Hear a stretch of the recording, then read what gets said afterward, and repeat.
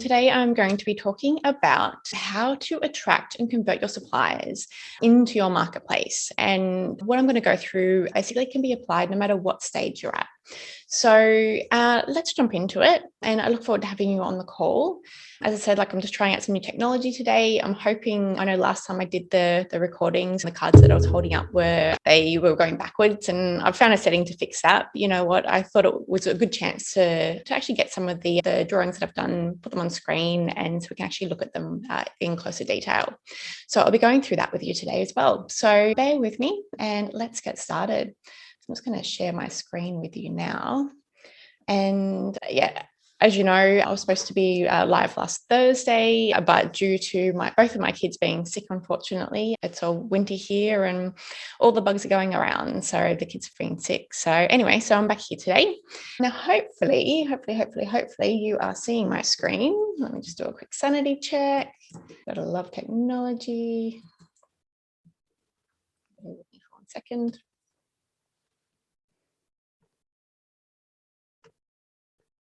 Never mind. Yeah, so I believe you can see my screen. If there is anybody who'd like to just pop up and just confirm that yes, you can, that would be wonderful. Very good. So as I mentioned, what I wanted to go through today was really about how do you, as a marketplace founder, attract in people into your marketplace? How do you attract suppliers into your marketplace? And what are the basics that you need to keep in mind? Now, what I'm going to go through today is essentially strategies that you can apply to both your supply side and your demand side. Although today I'm going to be speaking specifically around supply.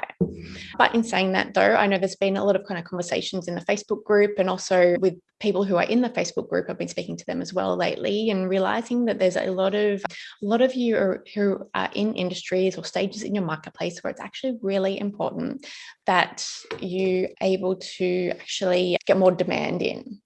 So I'm just going to just check something really quickly. Again, stop sharing for 1 second. Okay, cool. All right. That looks like we're all good to go.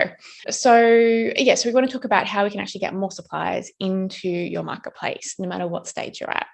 Now, what I want to do is, first of all, take a bit of a step back and have a look at a marketplace in general. Now, hopefully what you're seeing on screen here is this mountain, which you would have seen before if you've seen some of my videos before. And now essentially what we want to do here is, if we imagine one side of this mountain is our demand, this side is our supply.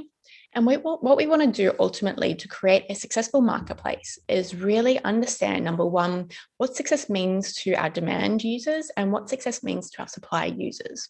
And we ultimately need to start them off down the bottom of the hill down here. And we actually want to do everything we can to craft the journey to actually bring them from the point where they haven't heard of our marketplace before. And we want to bring them in and all the way up the mountain to the point where they can have this high five.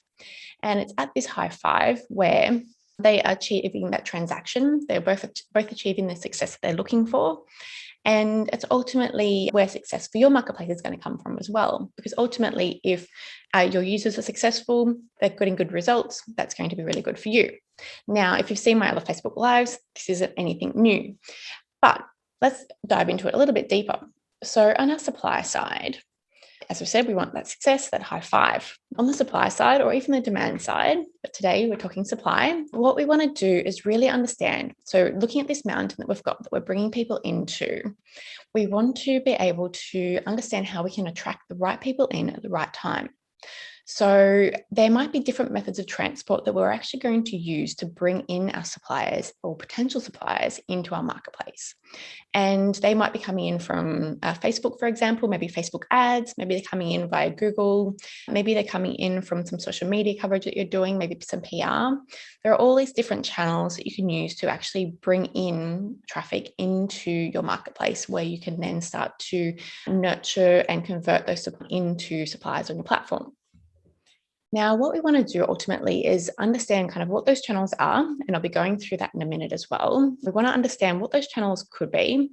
We want to understand that we for somebody who is considering to be a supplier in our marketplace. So what I might do is just go super broad, go with a marketplace that we all know. So let's look at Etsy, for example. So Etsy, we've got makers that are really great at their craft, really great at what they do, and they have a particular result in mind when they come along to Etsy for the first time. Now, they might decide that, I guess there's going to be a few different segments for Etsy as well. There might be suppliers or makers who actually just have a bit of a sideline hobby that they've developed while they're on maternity leave, for example. And maybe they've just got this particular art that they're really enjoying making. And somebody said, oh, you should sell those. Why not sell them on Etsy? So they come along to the Etsy platform, they can sign up as a maker, they can create a store. And in this journey, we've got along here is different base camps that can happen along the journey. Now, base camps are something that I consider, they create an area, there's something that we use in order to truly connect with the users on our platform. We use them to help to empower those users. We help to nurture them, to empower them, to inspire them, to give them the tools that they need to really make this journey up the mountain. Now, there's various different types of base camps, which we're not going to go into today. But one of the core ones is essentially getting them on to a point where they have entered their email address in, and they have essentially said, yes, I'm interested in what it is that you have to offer. Now, the reason why they put that email address in may have come from different reasons, whether it's part of the onboarding process for them actually creating that Etsy store, for example, or whether maybe there's a lead generator, like some kind of e-guide or a webinar or something that has been produced in order to help nurture those potential sellers on the platform. They come in all sorts of different types of forms. Now, essentially, what we want to do is really bring them into the platform. We want to, again, so from there, we want to bring them in, we want to bring them to the base camps, and we want to then use them to bring them up to that true result. Now, why this is all important is that it allows us to really understand, if we're looking at how we attract people in, how we convert them into users, and then after that, we actually want to make them our best users. There's a series of things that we actually need to really consider along the way. So again, it's all about getting them up to that success. Using those base camps will really help them to drive up to that point of success. And where this all truly starts is really understanding for those suppliers what that true result means. Now, as I was talking about before with the Etsy example, so Etsy may have various different types of sellers or makers on their platform. There may be some that are more professional, so ones that are actually looking for the ultimate result of, hey, I want to actually create this and make this to be my full-time business. Maybe there are people on the platform that are those hobbyists. So the ones that have just been told, hey, you're really good at this, you should create a store on Etsy and sell some of these. So the success and the way that they're going to actually measure success is going to be very different depending on they're on that professional scale where they actually want it to be a full-time business versus those that are just kind of want to make a little bit of extra cash. And it's really good to understand kind of what that looks like and the different kind of segments that fall within that as well.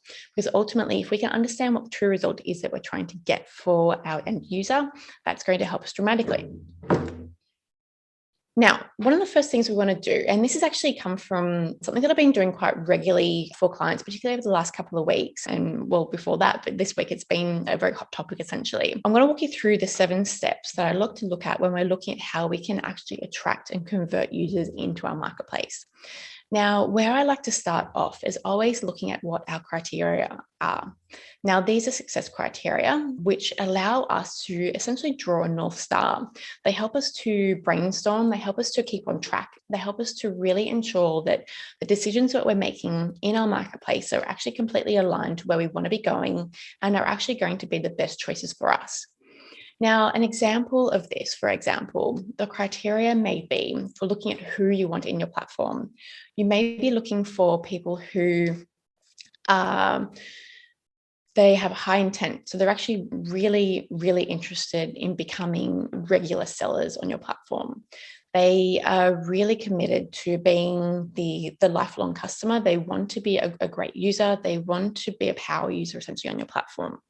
There's other things that we can look at is like we want suppliers, for example, or sellers that are committed to high frequency type orders, they're high value orders.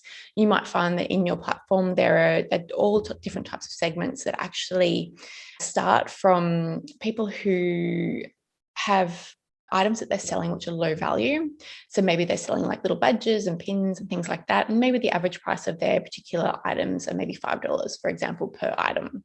But then on the other hand of things, you might actually have people who sell high value items. So maybe they custom made furniture, for example, or custom made, I don't know, artwork, whatever it happens to be. They might be on the higher value side of things. So for every item that comes in that they're selling, there's going to be a higher transaction going through the platform, therefore a higher transaction fee, particularly if you're closer to that transaction fee.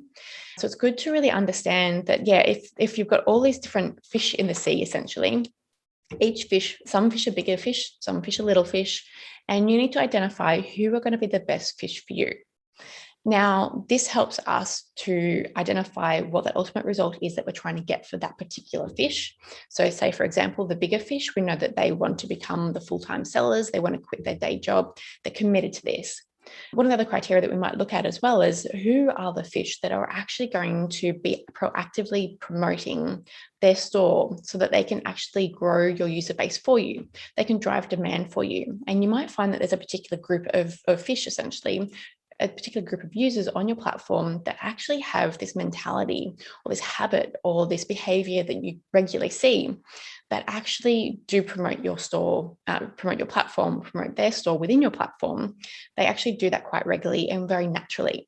And what you might find is by having this list of criteria, you can start to identify who the fish are that you want to target, the fish that will help you to grow the platform because they will naturally bring in more demand, they have the higher value, they have the commitment, they want to proactively market your store.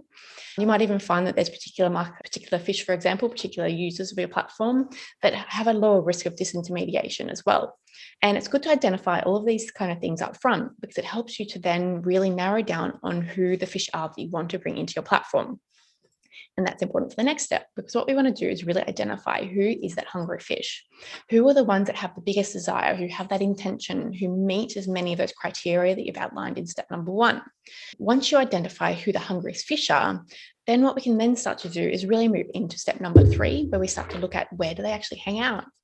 If we, again, using the analogy of fish, if we look at the different ponds that the fish might hang out in, you might find that you have the big hungry fish hanging out in one particular pond. For example, maybe there's a paid membership via a platform like Circle, for example, or maybe there's a Facebook group where people hang out, where they are all actively engaged, they're highly motivated, they're really keen to make a difference in the world, or they're really keen on taking action.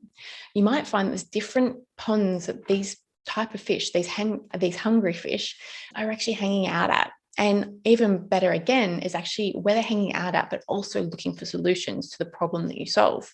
If you can identify where these ponds are, it's going to really help you to then narrow in on how you're actually going to pull them out of that pond and bring them into your marketplace. Now, some examples of ponds may be Reddit, for example, some great feeds on Reddit where you can actually get involved in conversations there. You've got Facebook groups, LinkedIn, social media. You might find that for your particular type of platform or your particular type of users actually hang out on Instagram, and that's the main place that they hang out. Maybe it's Discord, maybe it's a podcast that they listen to. It's good to identify where can you get in front of these fish? Where do they go to for thought leadership? Where do they go to for the answers, their questions, their problems, their challenges? Is there a series of podcasts that they listen to regularly? And then what that allows you to do is go, well, actually, you know what? I know that the particular hungry fish that I'm looking for actually do listen to these particular top industry podcasts. Maybe if I can be interviewed on that particular podcast and I can talk about the bait, which I'm about to talk about in a minute, I can talk about this particular thing, I can address the problem that they're looking to solve, I can start to really scope out a story around how the problem that they're trying to solve and how your marketplace actually solves that for them. And there's a lot more on that I'll go into as well. But back to the ponds, we've got things like podcasts, you've got maybe there's magazines, maybe it's things that are actually offline, maybe it's meetup groups, maybe it's actually industry events or local networking events. It's a matter of figuring out for your particular business, where do they hang out? And try to get out of the mindset of just focusing on Facebook ads and Google. Obviously, they're great. Google for SEO wise, obviously, it's hard to beat SEO if you've got a good ranking website. Marketplaces are great for SEO because you have so many listings. So having great SEO is really important. And also people who have high intent typically will use Google when they have an intention to actually make a purchase, for example, or when they actually want to take action. So it's definitely something that you need to be considering. But particularly in the early days and even beyond that, like looking for these ponds is really, really helpful. You might even find that partnerships, for example, you might find that, like one of the clients I've been working with this week, what we've realized is the fact that the type of the fish that they're looking for, they're kind of at a stage in their business where they have this need. And we need to get in front of these fish at the point where they're just about to grow up their business. Their business is just about to scale. So what we've identified is the fact that, well, actually, there's these other partner services that also indicate that if this person's looking for this particular type of service, which is in a different industry, so to speak, or solving a different problem to what we're solving, but it indicates that they are at that point where they need to, they're indicating that they're at that point of inflection. So they're looking for more services to help scale their business. So we can actually now look at partnering with businesses that are aligned, providing a different solution, but to the same group of fish. And if we can do a JV or a partnership, or even just get our content in with them, that's going to be really helpful for us. So really, I guess, put your thinking cap on. Once you know where your fish are, and particularly the hungry fish that have the intent behind them, that are matching up with all those particular needs, you know that they're ready to take action, you know where to find them, then it's a matter of figuring out how do we actually now get in front of them. And there's a million of different ways you can do that. But the simplest form of what we need to think about is, what is the bait that we need to plant in order to get their attention and actually reel them in? And we want to reel them into some kind of landing page, or at least get their email address. And if we come back to the whole idea of the base camp, for example, what you can actually do is bring them, you might actually find that, say, getting people's email addresses, getting interest from somebody from a community where you've dropped in a bait and say, hey, I actually know about this particular topic. I've created this wonderful checklist that's going to be really helpful for you in order to achieve the results of X, Y, Z. Then you might get their email address, and that automatically brings them into the base camp that we have on our mountain. Now, they may not have even been to your marketplace by that point, but at least they're in your base camp, and they're at a point where you can start to nurture them and really start to bring them up that mountain, and you'll bring them in on that journey that we're crafting.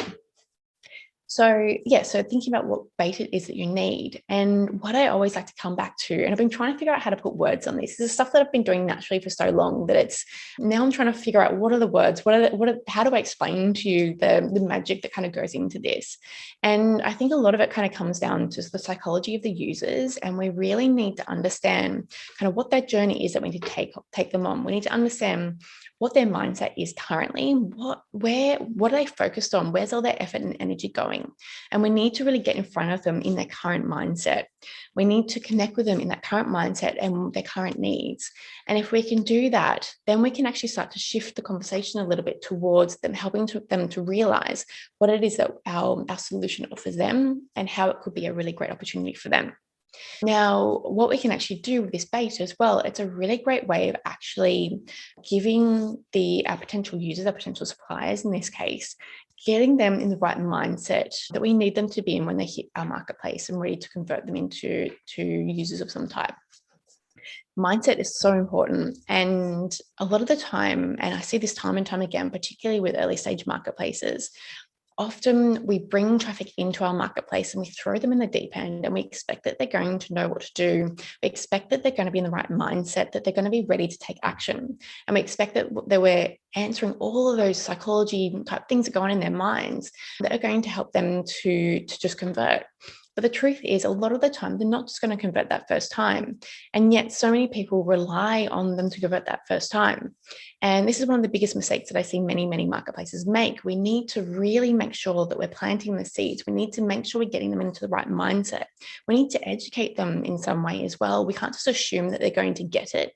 We need to actually make sure that they understand it. We need to talk in their language. And this is where the bait, which could be in the form of an ebook, even a social media post, a YouTube video, it doesn't really matter. It's just something that is speaking to them in their current mindset, connects with them, and then helps them to really reel them in. You want to get their interest and you want to bring them across in that journey. And there's a whole art form to figure out what bait you can plant here, but it is a bit of trial and error as well, and figuring out who your users are, and how you can best speak to them. Now, this is one of the advantages of going down the micro market path. And if you've seen my videos before, you would have heard me talk about micro markets. Now, for me, micro markets are the key to really growing a marketplace, regardless of what size. We know that marketplaces are all about having critical mass. We need to get that flywheel going. The best way to get that flywheel going, to get that critical mass, is to ensure that we actually have a very targeted message. We're bringing in supply and demand to bring them up to that peak that we spoke about before. And we want to make sure that we're getting them across in the best way possible. We want to connect them. There's no point bringing people up the mountain on either side, and they're actually on completely different mountains. They're not even going to find each other. So what we can do with micro markets is allows us to not only put a very targeted message out into the community, it allows us to catch some very specific fish with a very specific bait. And it allows us to speak very, very clearly to them in a way that really resonates with them, in a way that they get it. Because we're speaking to that micro market, we're speaking to their exact needs, we're speaking to their exact type of person, what their ultimate result is. We're not just talking to a broad group of people who are middle-aged mums who have a dog, for example. We're getting a lot more specific. We're actually getting down to their intent, their desires, what it is they need. I could talk about this all day, but what I might do, I'll move on now. But yeah, the whole idea of the bait is that we can really shift their mindset. It's a first step in that journey. If we come back to that whole idea of crafting the journey for our users, we want them to know how to get the most out of our marketplace. We can't just throw them into the marketplace and expect that they're going to know what to do and expect that they're going to sign up. And this is actually one thing, and I want a little bit of homework actually for all of you, and I'd love you to report back in the Facebook group if you could as well, is jump onto your marketplace. And if you have got the big button there somewhere that says become a supplier, become a seller, become a creator, whatever your marketplace is, look for that button or that link, click that link and tell me what you see, or even share a screenshot. That would be even better again. So click the very first button that a seller or a subscriber, a seller or a supplier would hit, and show us what that screen would be that they would see. Now, I bet you for a good at least 50% of you, and I know this because I've been having a bit of a dig around in our members in our Facebook group, I bet you so many of you click that button and you'll go directly to a form. It'll be your onboarding form or it'll be a create an account form.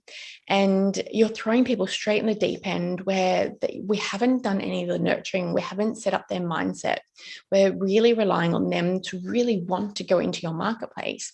But chances are a lot of people are actually going to bounce off that page because we haven't given them enough of a reason to go through that process of actually signing up yet. So that's a bit of homework for you, and I'd love to hear back from you around what your findings are. Now, step number 5, and this is where we do bring them to that landing page. So as I said, if we're bringing a supplier into our platform, we want to make sure we're bringing them in. We've planted the seed offsite to where whatever bait we've used, we've kind of planted a bit of a seed with them about how we can help them. Well, actually, not even about us specifically, but we've planted a seed with them. It's got their attention because it's about aligned with their mindset. It's aligned with the result that they're trying to achieve. And it's a step towards helping them achieve that particular result.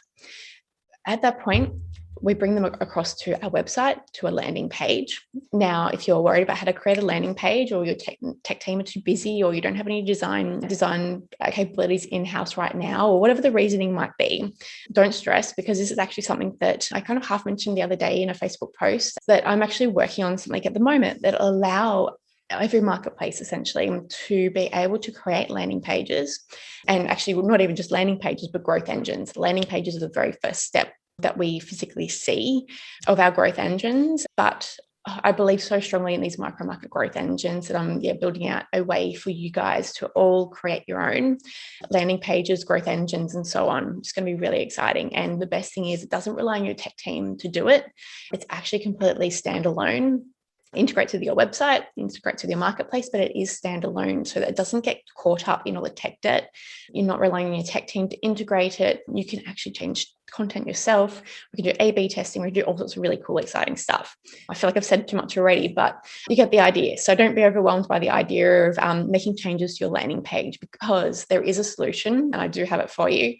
And yeah, I'm not ready to talk about it quite yet in the live, but I will be soon. But if you're curious, I'm always happy to talk about it though over a phone call. But so what we want to do, so we've got our bait, we've lured somebody in, we've got them to come across to a very specifically designed landing page, which speaks specifically to that group that hungry fish that we've just brought in. Now, ideally, again, if we're looking at micro markets, that hungry fish, we can actually deliver a very clear message, a very clear value proposition on that landing page. And that allows us to be very clear with them. It allows us to speak directly their language. It allows us to really appreciate where they are at in their journey. It allows us to answer their questions, to help them to overcome their fears. It allows us to really, again, craft that journey for them into our marketplace and up that hill to the point where they get to that point of success. And that's ultimately the goal.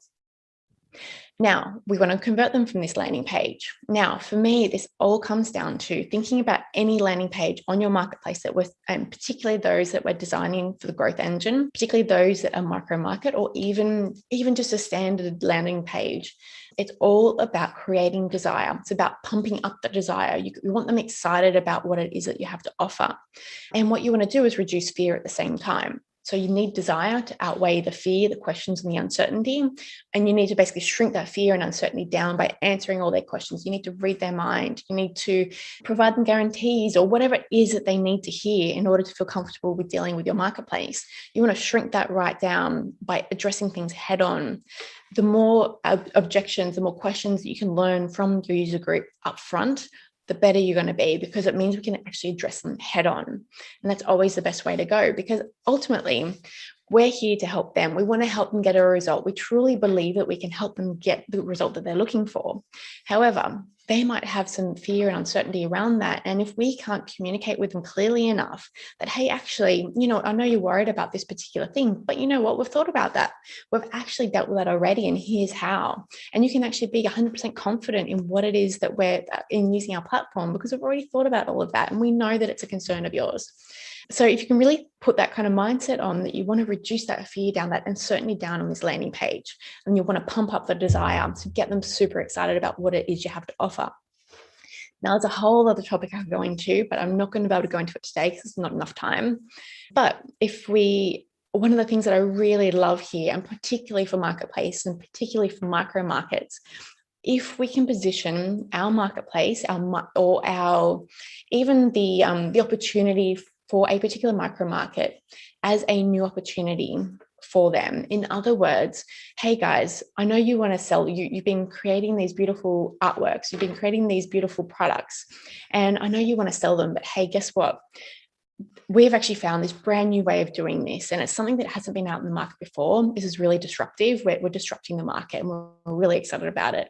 And if you can use your wording to actually really position your offering, even if it's just on a micro market landing page, to that particular fish, it helps you to kind of pull them out of the red ocean, so to speak, and pull them into a blue ocean.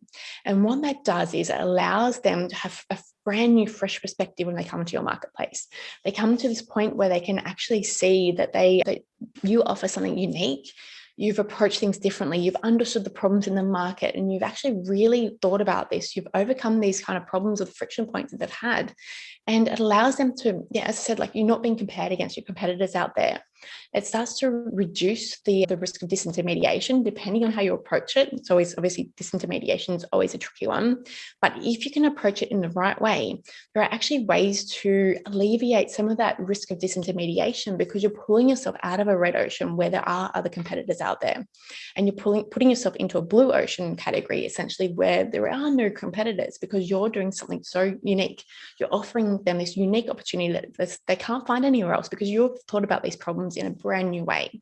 Now, I know there's a ton of you out there who are already doing this, because I've been speaking to you, and I know that you're already on your way to doing it. And a lot of the time it's a matter of really understanding what it is that you're actually offering and being able to communicate it really clearly, and again, in a way that you're pumping up that desire, reducing that fear. And then ultimately what we want to do is bring them obviously into that base camp where we can start to nurture them. We bring them into that onboarding process. What you might find is, particularly for suppliers, think of that mountain we're climbing up. There might be several base camps along the way. The first one might be where they enter in their email address as step number 1 of the onboarding process. And you've captured their email address. So if they fall out at that point in time, you're able to communicate with them again and get them back to complete the onboarding process. The second part of it might be they've gone all the way through that onboarding process. And then you know that the next thing that they're going to need to do is actually create their profile. And then they need to create that first listing. And then the next base camp, all these different milestones essentially that you want to get them to, is where they've got their first sale. And again, they're having that high five and they're starting to achieve the results that they're looking for.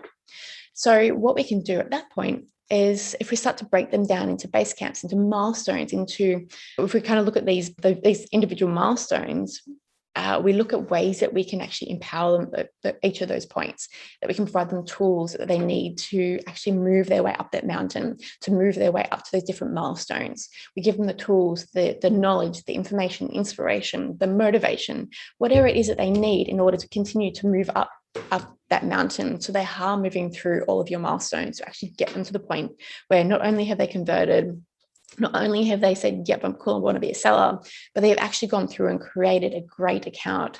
They've got a great profile. They're set up for success. Along that journey as well, what you might want to do as well is consider how you actually educate them and position yourself, your marketplace, in a way that it actually puts some of the, I don't think the right word, not pressure, but some of the onus back on them, essentially, for them to actually promote their store. If you can give them the tools around, hey guys, you've created this wonderful online store on our platform. Now the next thing that you need to do in order to really get the ball rolling is, if you can go out and actually market this to your customers. If you can go out and put it and give them some tips around how they can actually spread the word about their particular store on your platform, you're starting to take a little bit of the pressure off your platform for constantly bringing them new customers, which obviously is something that you will be doing. But you can also put some of the onus back on them to also have them driving you in customers as well, for them to drive you in demand. And using these base camps, we can actually create strategies that educate them, to empower them, to help them to really bring in more demand for you as well. So these base camps are really powerful, and they are used differently depending on the type of platform you're running. But they're a really great way. Again, it just comes back to that motivation, the tools, the empowerment, whatever you need to do to give them that extra oomph that they need to get up to that top of the mountain.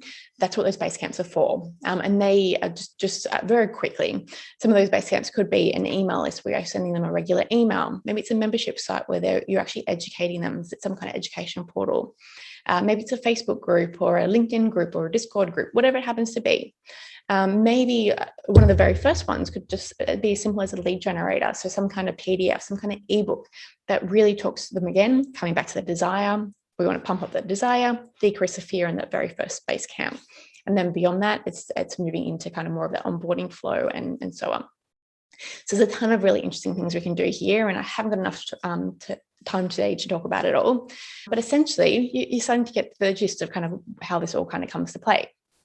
Now, one of the other things, and the last step that I'd like to talk about at this point in time, is you want to make sure that once you have got fish in your bucket, that they're not going to jump out, that if they do jump out, because they will.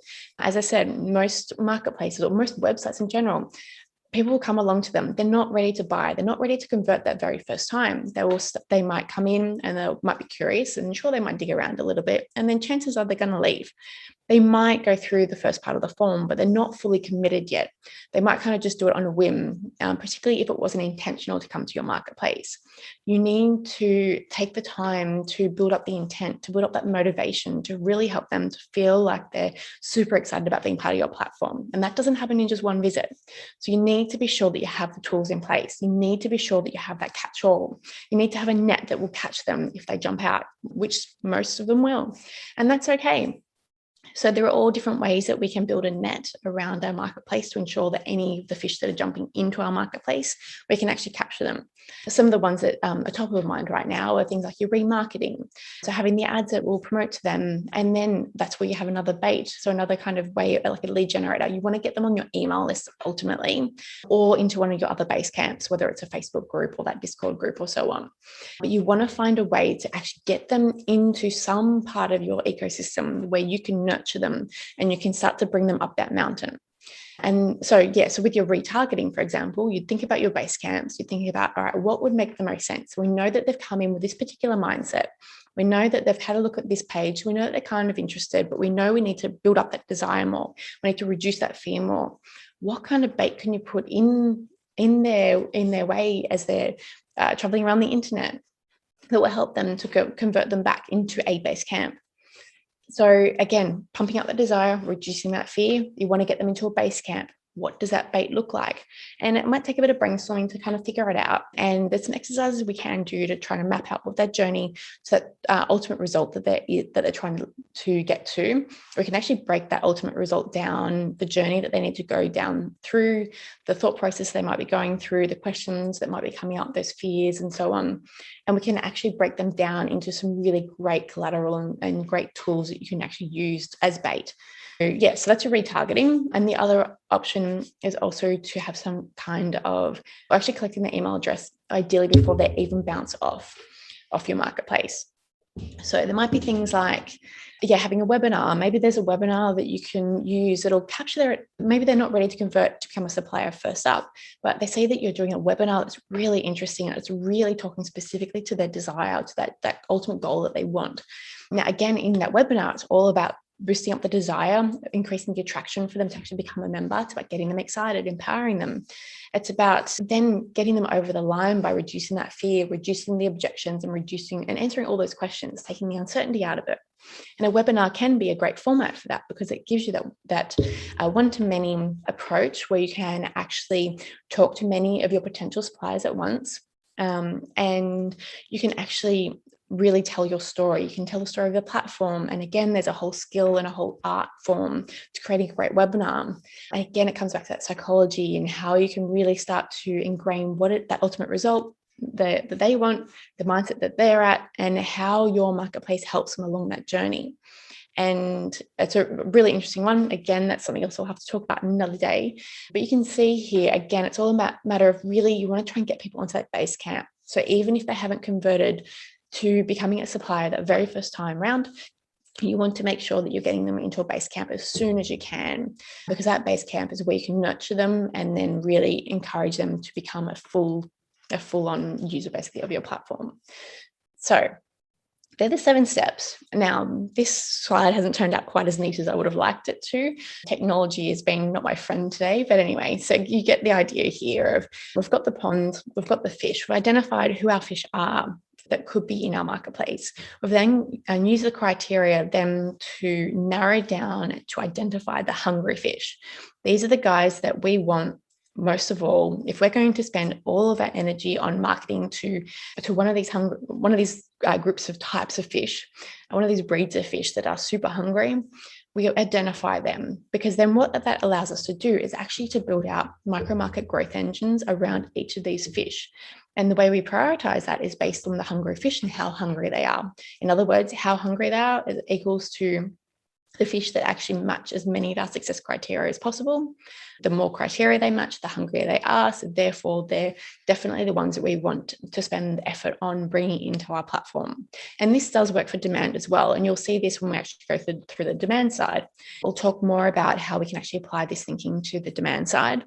And it's definitely very interesting. And when we get to demand, the different base camps we can have for demand versus supply are different. And that's something that we'll go through at some point as well. So again, we've identified our fish. We know what criteria they are, so we can figure out who our hungriest fish are. Now we know we can build a landing page, which is our step number 1 of our growth engine. Growth engines, again, that platform that I'm building out currently, not to give away any details, but the solution that I'm bringing to you guys very soon will allow you to actually build out micro market growth engines. Step number 1 is building a landing page for one micro market. It's super simple, easy to get started, easy to have those quick wins. Beyond that, we then start to build out the full growth engine, where we actually start to integrate the base camps into using this platform. We use the landing page, we've got the contacts, we've got the email automation that's all integrated. It brings everything together in a way that's really useful and allows us to really build out that whole growth engine. Now, the beauty of the way that I'm building out this particular solution is essentially allowing you to go, all right, we've identified our fish, we've identified the hungry fish. In other words, these hungry fish are our micro markets.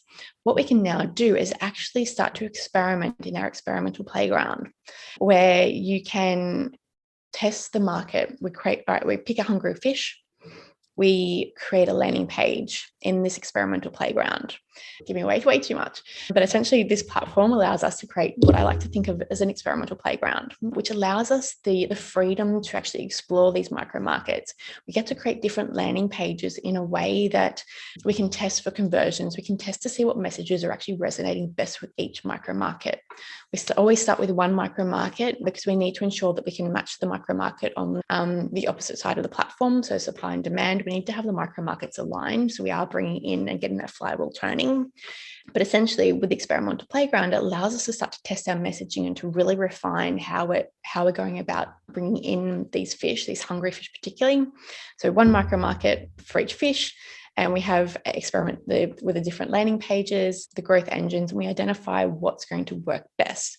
And then I always come back to numbers. So we look at the data, we see what the data is telling us, and we are able to then basically create a really high-performing growth engine, which is how we can attract suppliers into our platform or our demand into our platform. We bring them into base camps, we educate them, we bring them up to the peak of the mountain. And yeah, so that's as I said, I've revealed a little bit too much, but I'm really excited about it. So I'm happy to share with you guys anyway. So yeah, so where was I? So we've got the landing page, we're bringing them in, we're making sure that we have a catch-all, we have that net to make sure we're catching as many fish that are bouncing off that landing page the first time, or even off our marketplace. Maybe they just visit our marketplace somewhere else. We want to make sure we're capturing them somehow in a base camp of some type, so we can start to nurture them and bring them up in that journey.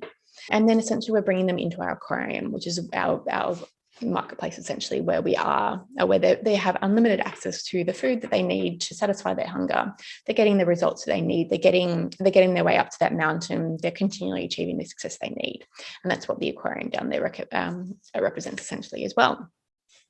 So that's kind of it in a nutshell, I suppose. There's a lot of other stuff I kind of talk about. If there's anything specific that's jumped out to you, I'd love to hear about it. Feel free to add it in the comments, or even just put a post in the Facebook group or comment wherever. I'd definitely love to hear from you.